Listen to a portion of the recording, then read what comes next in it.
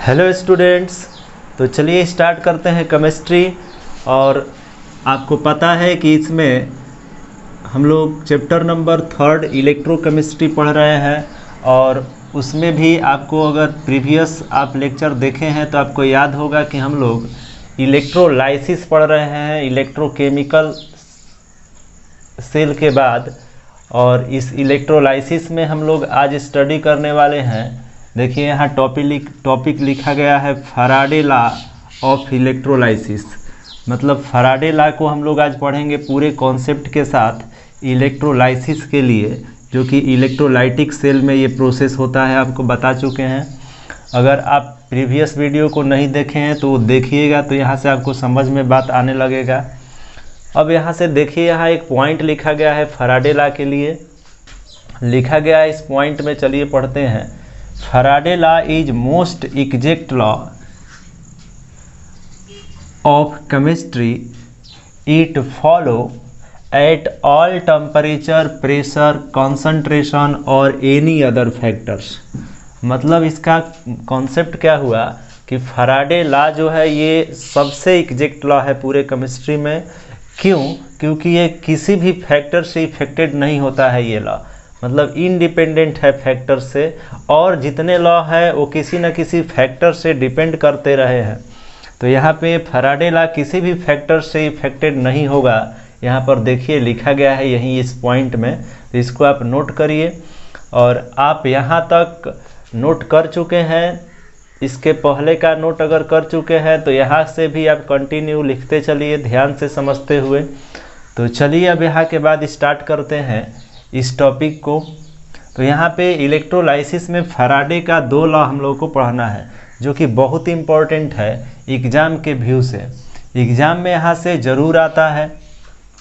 तय है कि हर साल आप देखिएगा क्वेश्चन बैंक अगर आपके पास है तो हर साल बोर्ड एग्ज़ाम में, कॉम्पिटिटिव एग्ज़ाम में इससे आता रहता है।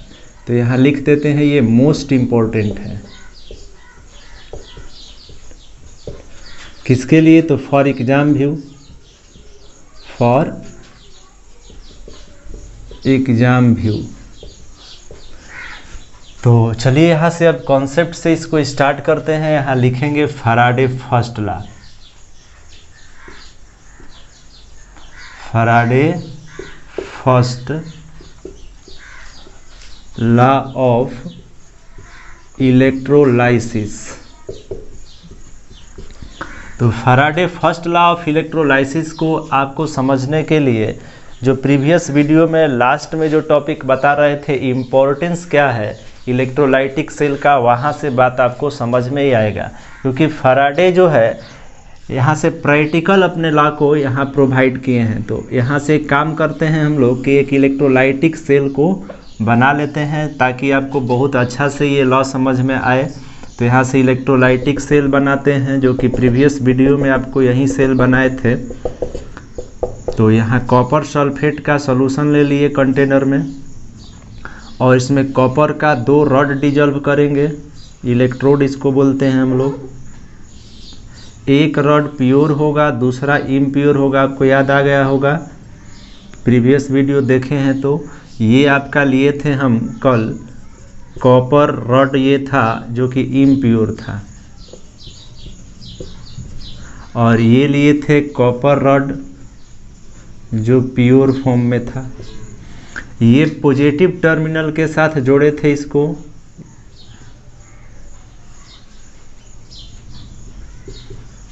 जिससे कि ये आपका एनोड हो गया था, और ये नेगेटिव टर्मिनल के साथ अटैच है, तो ये कैथोड है। अब यहाँ से हम लोग क्या कर रहे थे कि इलेक्ट्रोलाइसिस कर रहे थे, जिससे कॉपर जो है, कॉपर का प्यूरिफिकेशन हो रहा था। यहाँ से कॉपर जो है आकर यहाँ डिपॉजिट हो रहा था इस प्योर रॉड पर। इम्प्योर रॉड से कॉपर आयन प्योर रॉड पर डिपॉजिट हो रहा था। तो यहीं से ये लॉ स्टार्ट होता है फर्स्ट लॉ फैराडे का, कि जो यहाँ पे वेट ऑफ सब्सटेंस जो है ये मेटल का इस पे डिपॉजिट हो रहा है, वो डायरेक्टली प्रोपोर्शनल होता है किसके? तो चार्ज के। मतलब कि चार्ज फ्लो इन सॉल्यूशन के। तो यहाँ से लॉ जो है लिखते हैं हम लोग कि weight of substance deposit on electrode is directly proportional to charge flow in solution. मतलब जितना ज़्यादा चार्ज फ्लो होगा सोल्यूशन में उतना ही यहाँ उसी रेशियो में यहाँ पर वेट डिपॉजिट होगा मेटल आयन का। तो इसी को फैराडे का फर्स्ट लॉ कहा गया, मतलब यही है फैराडे फर्स्ट लॉ। तो आपको ये समझना है, इसी को लिखेंगे फर्स्ट लॉ में। हम फैराडे लॉ को लिखते हैं। अब यहाँ लिखेंगे हम लोग weight of substance deposit on electrode is directly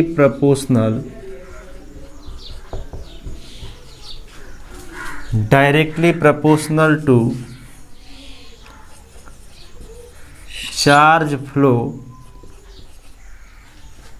in the solution is called Faraday first law of electrolysis. तो देखिए बहुत सिंपल है, प्रैक्टिकल है। आपको ये डायग्राम ध्यान रखना है, डायग्राम ज़्यादा इमेज दिमाग में रहता है, आपको पता ही है। तो यहाँ से दो रड आप देख ही रहे हैं, सॉल्यूशन है CuSO4 का कॉपर सल्फेट का। यहाँ से इलेक्ट्रोलाइसिस कराने के लिए सेल जोड़े करंट पास करे और करंट इलेक्ट्रिक एनर्जी में चेंज हो। तो यहाँ से आप ये कल ही बता रहे थे, यहाँ से ये देखिए चार्ज फ्लो हो रहा है, वेट डिपॉजिट हो रहा है इस प्योर रड पर, मतलब यहाँ से इम्प्योर रड से, और जो यहाँ कॉपर आयन है वो डिपॉजिट हो रहा है प्योर रड पर। तो यहाँ से वेट इसका बढ़ता जाएगा। तो यही यहाँ लॉ में फर्स्ट लॉ में कहा जा रहा है कि वेट डिपॉजिट ऑन इलेक्ट्रोड, मतलब वेट ऑफ सब्सटेंस, मेटल का सब्सटेंस यहाँ मेटल के लिए कहा गया है। तो weight of substance deposit on electrode, ये इलेक्ट्रोड है इस पर डिपॉजिट हो रहा है वेट ऑफ सब्सटेंस। तो ये जो वेट ऑफ सब्सटेंस डिपॉजिट हो रहा है इसी को कहा जा रहा है कि directly proportional to the charge flow in the solution, मतलब जितना ज़्यादा फ्लो होगा चार्ज सोल्यूशन में उतना ही ज़्यादा वेट डिपॉजिट होगा। मतलब इस पे जो वेट डिपॉजिट हो रहा है वो चार्ज के फ्लो के डायरेक्टली प्रोपोर्शनल है। याद रहेगा हमेशा के लिए आपको, अगर आप ध्यान दिए हैं जो बता रहे हैं इस पर तो आपको हमेशा याद रहेगा ये। और इस डायग्राम को आप ध्यान रखेंगे, दिमाग में रखेंगे, और इसी से आप फैराडे लॉ को लिख सकते हैं और समझ सकते हैं। तो यहाँ से इसको मैथमेटिकल फॉर्म देते हैं, that is wait of substance जो डिपॉजिट हो रहा है इस रड पर, उसको W ले लें। तो W is directly proportional to charge flow in the solution. तो चार्ज के लिए Q लिख सकते हैं आप, कैपिटल Q लिखिए, स्मॉल q लिखिए, उससे कोई दिक्कत नहीं है। तो हम लोग कैपिटल Q भी यहाँ लिख सकते हैं और स्मॉल q भी, तो हम स्मॉल q लिखते हैं यहाँ। तो weight of substance deposit on electrode is directly proportional to the charge flow in the solution. इसी को फैराडे फर्स्ट लॉ कहा गया। इस लॉ को मैथमेटिकल फॉर्म दे दिए यहाँ। अब यहाँ से हम लोग चाहें तो इसको इक्वेशन के फॉर्म में कन्वर्ट कर सकते हैं। तो यहाँ से लिखेंगे W इजकल टू, इक्वेशन जैसे ही देंगे तो एक कांस्टेंट टर्म आएगा यहाँ, तो Z आएगा, ZQ। तो W इजकल टू ZQ, ध्यान रखेंगे ये इक्वेशन फैराडे फर्स्ट लॉ का है।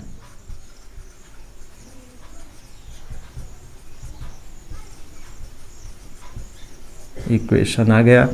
तो Z क्या है, पहले ये कौन क्या है लिख लीजिए, where W is equal to weight deposited on electrode, Q क्या है तो charge flow in solution, Z क्या है तो ये है इलेक्ट्रोड इक्विवेलेंट। तो क्या है ये, तो इलेक्ट्रोड केमिकल इक्विवेलेंट है, इलेक्ट्रोड केमिकल इक्विवेलेंट है Z। तो लिखेंगे where Z is equal to electrode chemical equivalent. इसको हम लोग ई से भी शॉर्टकट में लिख सकते हैं ECE मतलब जेड क्या है तो electrode chemical equivalent, electrode chemical equivalent. अब इसके कॉन्सेप्ट को समझना ज़रूरी है कि ये इलेक्ट्रोड केमिकल इक्विवेलेंट कैसे फाइंड होगा, तो इसको बताएंगे। आप पहले इस इक्वेशन को समझ पा रहे हैं तो ठीक है। इसको और भी अदर फॉर्म में हम लोग लिख सकते हैं, अल्टरनेटिव फॉर्म ऑफ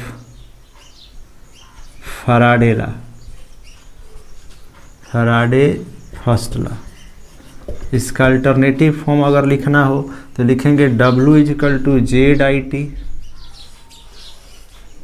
क्योंकि Q = IT होता है, आपको पता होना चाहिए,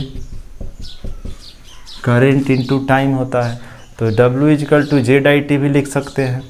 तो इस तरह से आप इतना नोट करिए, तो आगे का चर्चा करते हैं और जेड का एनालिसिस करेंगे हम लोग कि जेड इलेक्ट्रोड केमिकल इक्विवेलेंट है, तो इसका कॉन्सेप्ट क्या है। तो चलिए पहले इसको लिखिए, मिटा लें इसको, पहले इसको लिख लिए होंगे। तो चलिए देखते हैं जेड का कॉन्सेप्ट क्या है।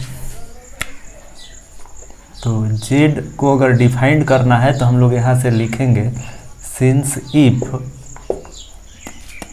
W = 1 ग्राम और Q = 1 कूलम हो, तो देन लिख सकते हैं, अब यहाँ से डिफाइन कर सकते हैं जेड को, वेट ऑफ, लिखेंगे 1 gram weight of substance deposit by 1 gram weight of substance deposit by 1 coulomb charge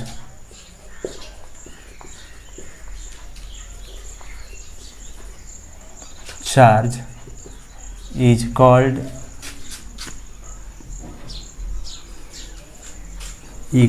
electrode chemical equivalent।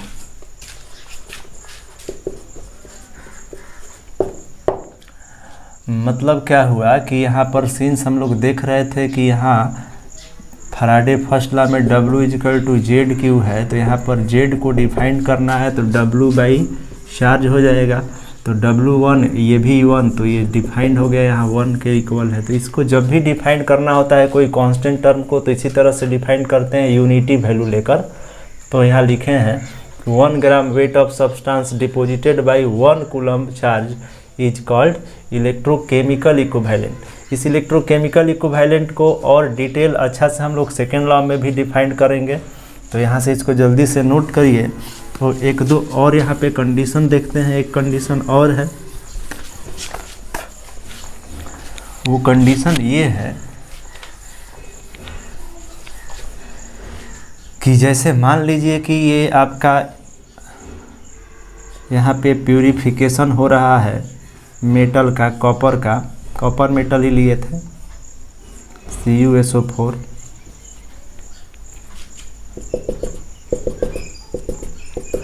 तो इसमें मान लीजिए कि वेट जो डिपॉजिट हो रहा है कॉपर आयन का, कॉपर का मतलब इस चार्ज का जो डिपॉजिट हो रहा है आकर, यहाँ आयन ही चार्ज होता है, आपको पता है।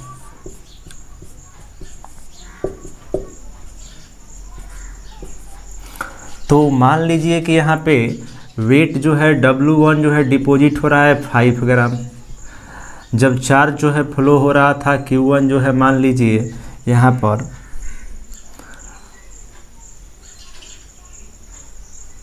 10 कूलम, तो 10 कूलम चार्ज जब फ्लो हो रहा था सॉल्यूशन में, तो वेट कितना डिपॉजिट हो रहा है 5 ग्राम। तो अगर कहा जाए कि किसी टाइम पर अगर चार्ज जो है 20 कूलम पास करे तो कितना वेट डिपॉजिट होगा W2 बताइए। ऐसा अगर क्वेश्चन बन जाए, आप समझ रहे होंगे, प्रैक्टिकल क्वेश्चन है यहाँ पे जो आपको समझा रहे हैं। मान लीजिए कि 10 कूलम चार्ज फ्लो हो रहा है तो वेट डिपॉजिट हो रहा है 5 ग्राम, मेटल आयन का यहाँ वेट डिपॉजिट हो रहा है 5 ग्राम। तो कह देगा आपसे क्वेश्चन में कि बताइए 20 कूलम अगर चार्ज फ्लो होने लगे सोल्यूशन में तो कितना वेट डिपॉजिट होगा इस रॉड पर। तो आप जो है फाइंड कर सकते हैं, 2 बार इस लॉ को अप्लाई करेंगे। एक बार since Q1 is equal to ZW1, क्योंकि Z तो एक तरह से कांस्टेंट टर्म है। दूसरा स्टेप में Q2 इजिकल टू ZW2, क्योंकि एक सोल्यूशन के लिए तो Z चेंज होगा नहीं। ऐसे ही इस दोनों को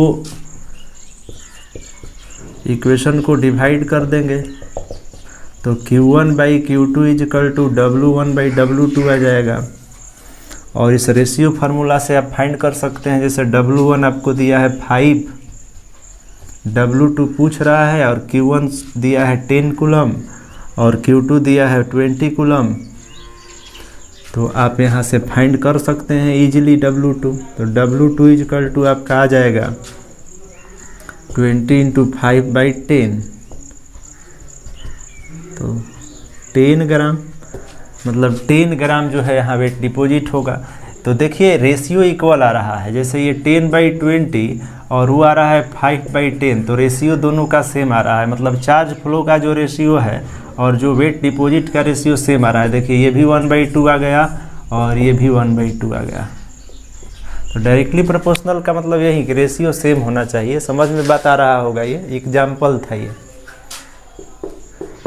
एग्जाम्पल भी ले लिए और आपका एक कंडीशन भी हो गया। समझ में बात आ रहा होगा, तो इसको आप लिख सकते हैं समझने के लिए। इस तरह से क्वेश्चन बनेगा तो आप बना सकते हैं। तो यहाँ से आगे हम लोग बढ़ते हैं अब फैराडे सेकेंड लॉ की तरफ। इसको मिटाते हैं और फैराडे सेकेंड लॉ देखते हैं। फैराडे सेकेंड लॉ को चलिए यहाँ से समझते हैं। फैराडे सेकेंड लॉ में देखिए कहा जा रहा है कि when same charge passes through different electrolytic cell, then ratio of weight deposit on electrode is equal to the ratio of their equivalent weight, is called Faraday law। Faraday second law, या दूसरे वे से। और यहाँ पे देखिए कहा जा रहा है कि when different electrolytic cell are concentrated connected in cell, then weight deposit on electrode is directly proportional to its their equivalent weight in same cell। यहाँ लिखना चाहिए as shown in following। तो चलिए देखते हैं आगे। यहाँ पे कहा जा रहा है कि अगर 2 तरह का इलेक्ट्रोलाइटिक सेल अलग अलग हो, तो 2 तरह का इलेक्ट्रोलाइटिक सेल ले लिए हम लोग। फैराडे सेकेंड लॉ को समझने जा रहे हैं कॉन्सेप्ट के साथ। तो 2 यहाँ अलग अलग इलेक्ट्रोलाइटिक सेल के लिए बात किया गया है। तो 2 अलग अलग इलेक्ट्रोलाइटिक सेल हम लोग कंसीडर कर लिए हैं। यहाँ देखिए आप,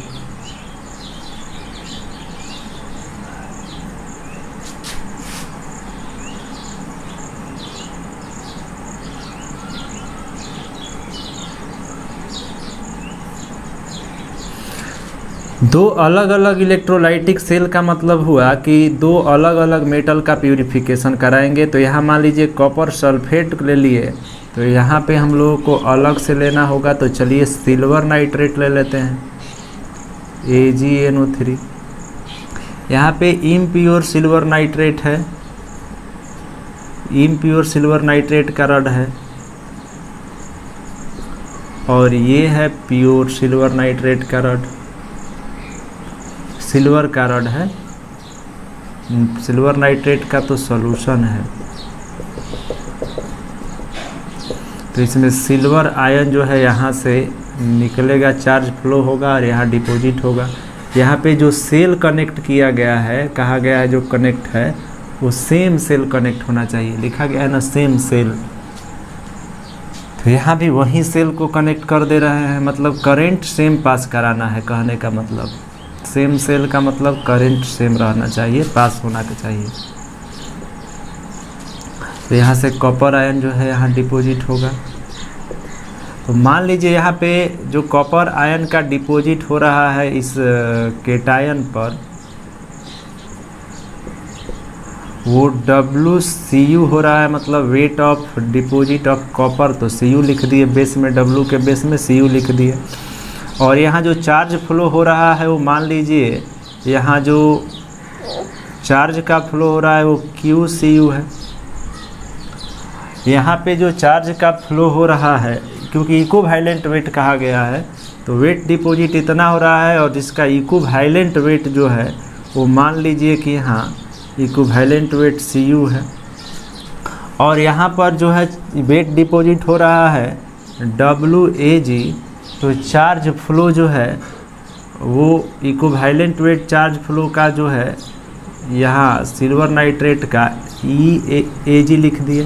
तो अकॉर्डिंग टू लॉ कहा जा रहा है कि when same charge passes through different electrolytic, same charge यहाँ पास करेगा ना, करंट सेम जाने का मतलब चार्ज सेम पास कर रहा है, सेम चार्ज पास हो रहा है दोनों में, क्योंकि सेम यहाँ सेल अटैच है डिफरेंट इलेक्ट्रोलाइटिक सेल में। तो आगे कह रहा है ये इलेक्ट्रोलाइटिक फर्स्ट है और ये इलेक्ट्रोलाइटिक सेकेंड है। तो then ratio of weight deposit on electrode is equal to weight deposit on electrode. Weight deposit जो हो रहा है इलेक्ट्रोड पर उसका रेशियो, मतलब क्या यहाँ पे कि WCU/WAG, ये रेशियो हो गया weight deposit on electrode, is equal to the ratio of their equivalent weight, मतलब इसके इक्विवेलेंट वेट के रेशियो के इक्वल होता है। यही कहा गया है फैराडे सेकेंड लॉ में, इसी को फैराडे सेकेंड लॉ बोलते हैं।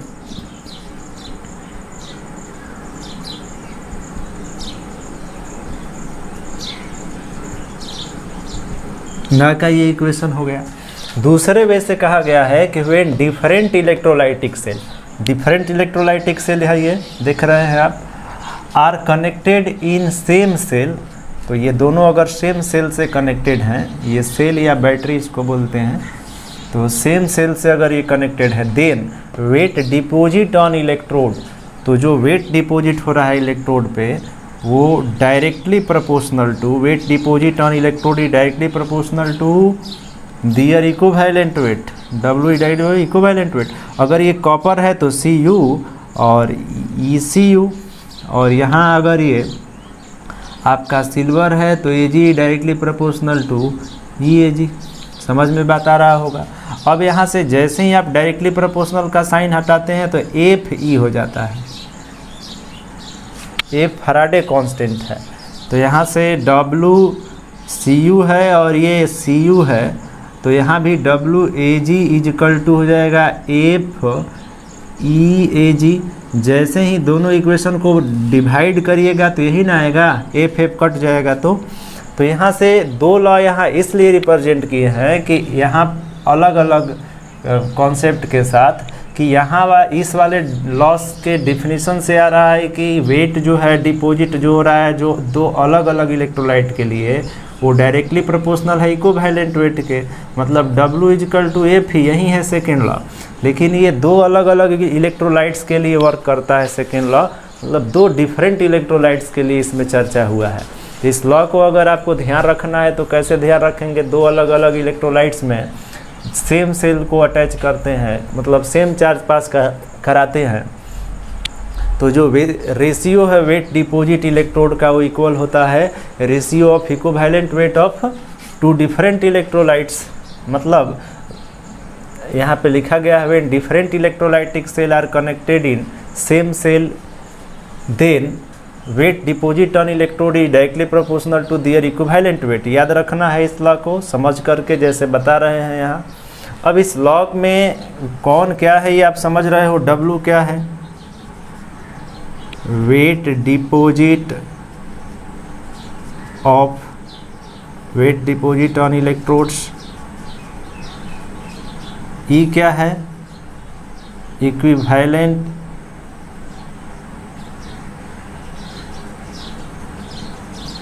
वेट कैसे निकलता है ये आपको बताए थे। इक्विवेलेंट वेट को फाइंड करने का formula given weight by n factor valency होता है फार्मूला। F क्या है, Faraday constant.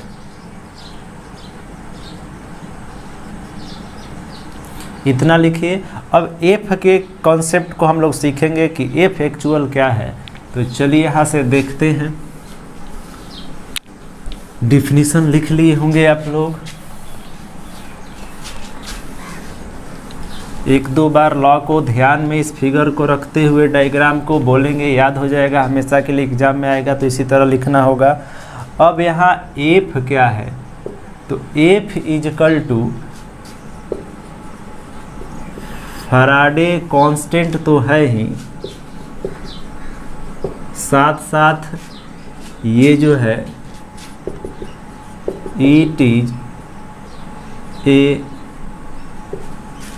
Biggest unit of charge, ये चार्ज का एक बड़ा यूनिट भी होता है। इसका मतलब क्या, तो that is 1 Faraday is equal to, अगर डिफाइंड करना हो तो 1 F is equal to 1 mole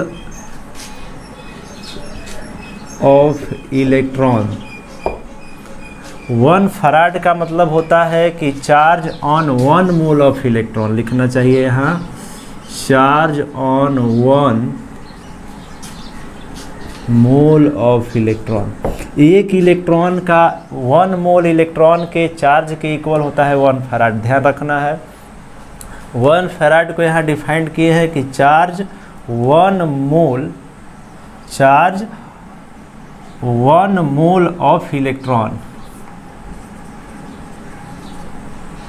charge on 1 mole of electron लिखना चाहिए ना, charge on 1 mole of electron.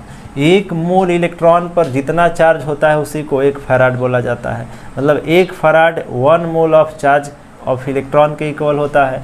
इसका सेंस क्या हुआ, 1 फैराड को अगर आपको कैलकुलेट करना है तो कैसे करेंगे, तो 1 मोल ऑफ इलेक्ट्रॉन का चार्ज, तो 1 इलेक्ट्रॉन का चार्ज पता है, 1 मोल में कितना होता है ये पता है, 1 मोल इजकल टू 6.022 इंटू 10 का पावर 23, और 1 इलेक्ट्रॉन का चार्ज 1.67 इंटू 10 का पावर -19, तो इतना कूलम्ब के इक्वल होगा 1 फैराड। तो इसको जैसे ही आप सॉल्व करते हैं तो आपको एक वैल्यू आएगा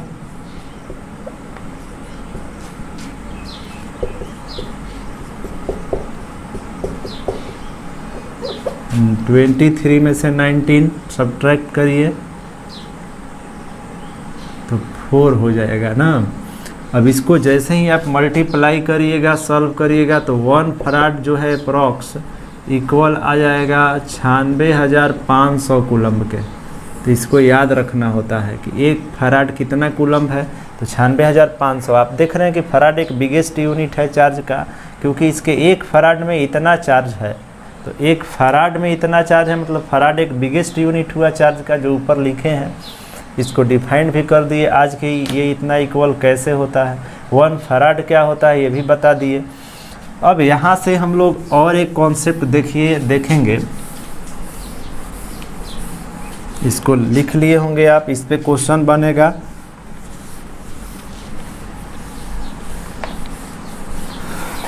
बहुत इम्पोर्टेंट चर्चा आज का ये हो रहा है।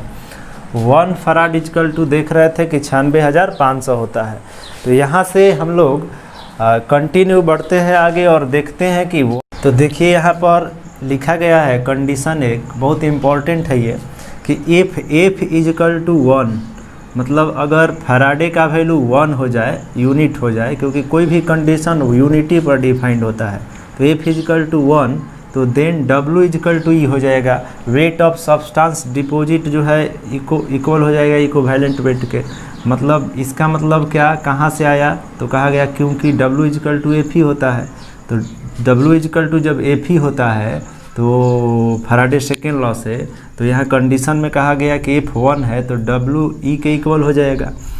तो आगे देखिए यहाँ इसके लिए पॉइंट लिखे हैं यहाँ कि weight of substance deposit by 1F, इसी को लैंग्वेज में लिखे हैं, weight of substance deposit by 1F, मतलब कूलम्ब के ये चार्ज के लिए ही है। 1F एक चार्ज का बिगेस्ट यूनिट है, कहा गया है 1F of charge is called equivalent weight.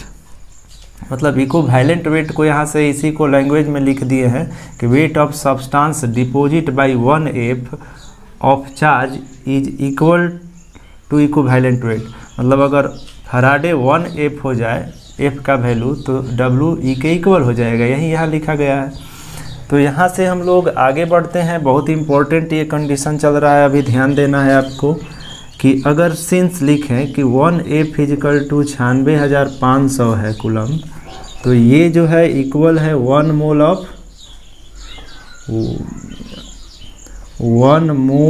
Of electron के। मतलब इतना चार्ज 1 मोल ऑफ इलेक्ट्रॉन के इक्वल है, मतलब ये 1 ग्राम इक्विवेलेंट है।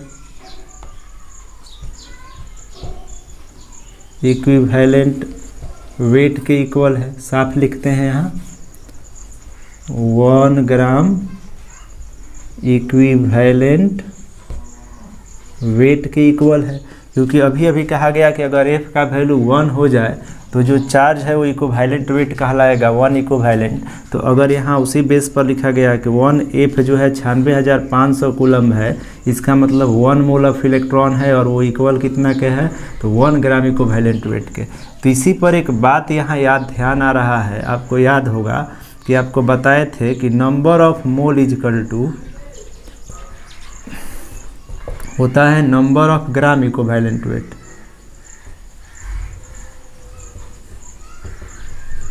याद करिए, बता रहे थे बहुत बेसिक जब मोल कॉन्सेप्ट चल रहा था उधर, या आपको जब रिलेशन बता रहे थे मोलारिटी और नॉर्मलिटी में सॉल्यूशन चैप्टर में, नॉर्मलिटी और मोलारिटी में एक रिलेशन बता रहे थे। तो इसी बेसिस पर बताए थे कि number of mole is equal to number of gram equivalent weight होता है। तो यहाँ पर नंबर ऑफ मोल के जगह पर अगर हम लोग number of Faraday equals to अगर यहाँ लिख दें नंबर ऑफ ग्राम इक्विवेलेंट, तो सही रहेगा। और आपको पता है कि नंबर ऑफ ग्राम इक्विवेलेंट जो है कैसे फाइंड होता है, ये आपको बताया गया है कई बार। तो यहाँ से number of Faradays equal to number of gram equivalent आ चुका है। तो इसको चलिए पहले मिटाते हैं।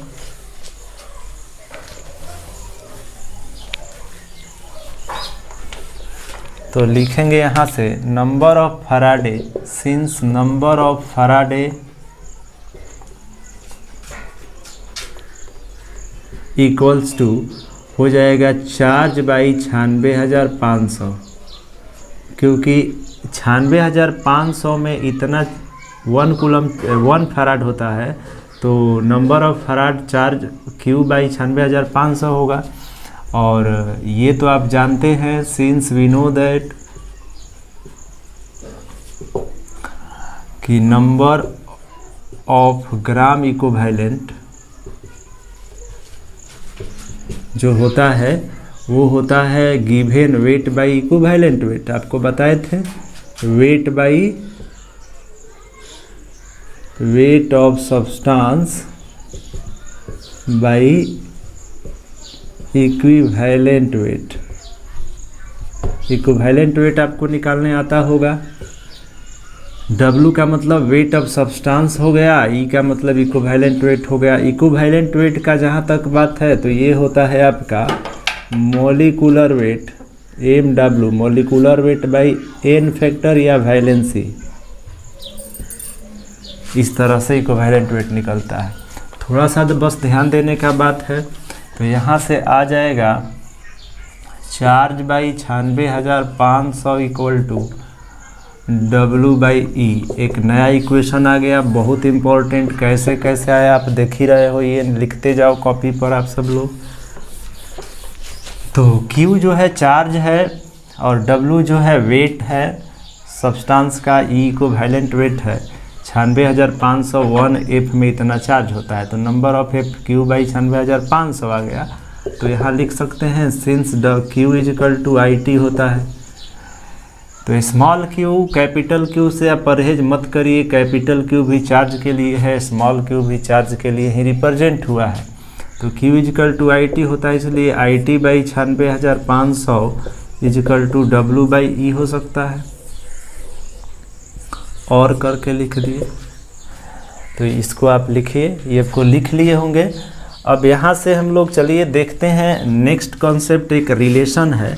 रिलेशन को भी इसको यहाँ देख लेते हैं। तो यहाँ लिखेंगे relation between equivalent weight and Z. तो रिलेशन किसका है, तो ई का मतलब है यहाँ इक्विवेलेंट वेट, और जेड जो क्या है, जेड है ये, तो ये जेड किसको रिप्रेजेंट कर रहा है, तो chemical equivalent weight, electrode chemical equivalent weight, ये भी इक्विवेलेंट वेट है इलेक्ट्रोड का, और ये है इक्विवेलेंट वेट पूरे सॉल्यूशन के लिए, और ये इलेक्ट्रोड केमिकल इक्विवेलेंट इसका नाम दिए हम लोग। तो रिलेशन डेवलप करें हम लोग इसके लिए, तो लिखेंगे सिंस 96,500 कूलम जो है इक्विवेलेंट ई के लिए है, इसलिए इतना चार्ज में अगर इक्विवेलेंट वेट ई है, ध्यान से समझिए, इतना चार्ज के लिए इक्विवेलेंट वेट टोटल ई है, ई लिखना चाहिए ना, एरो देंगे तो इंटेंसिटी हो जाएगा फिर, तो ई है, तो इसलिए 1 कूलम में कितना होगा इक्विवेलेंट वेट, तो 96,500, इसलिए जेड के लिए यही ना हो जाएगा, 1 कूलम के लिए यही जेड हो जाएगा। आप बात को समझ रहे हैं, 96,500 कूलम में इक्विवेलेंट ई है, टोटल इतना चार्ज में इतना इक्विवेलेंट है, इसलिए 1 कूलम में, तो 1 कूलम के लिए जो आपका इक्विवेलेंट वेट है वही है आपका केमिकल इक्विवेलेंट वेट, मतलब 1 कूलम चार्ज के लिए जितना इक्विवेलेंट वेट होता है वही यहाँ जेड से रिप्रेजेंट हुआ है। आपको ये कॉन्सेप्ट समझ में आना चाहिए, क्योंकि 1 फराड का मतलब हुआ 96,500 कूलम के लिए ये है इक्विवेलेंट वेट, तो 1 कूलम के लिए क्या हो, तो ई बाई 96,500 हो जाएगा, डिवाइड हो जाएगा पर यूनिट कूलम के लिए, और ये 1F के लिए इक्विवेलेंट वेट ई है। 1F का मतलब क्या, 96,500 कूलम के लिए इक्विवेलेंट है, तो 1 कूलम चार्ज के लिए ई बाई 96,500, इसी को हम लोग बोल रहे हैं केमिकल इक्विवेलेंट वेट। तो एक रिलेशन फार्मूला यहाँ डेवलप हो गया, मतलब Z is equal to E by F, F इसलिए क्योंकि एफ का ही वैल्यू 96,500 है, तो समझ में बात आ रहा होगा। इस तरह से आप चाहें तो फैराडे फर्स्ट लॉ को रिप्रेजेंट कर सकते हैं।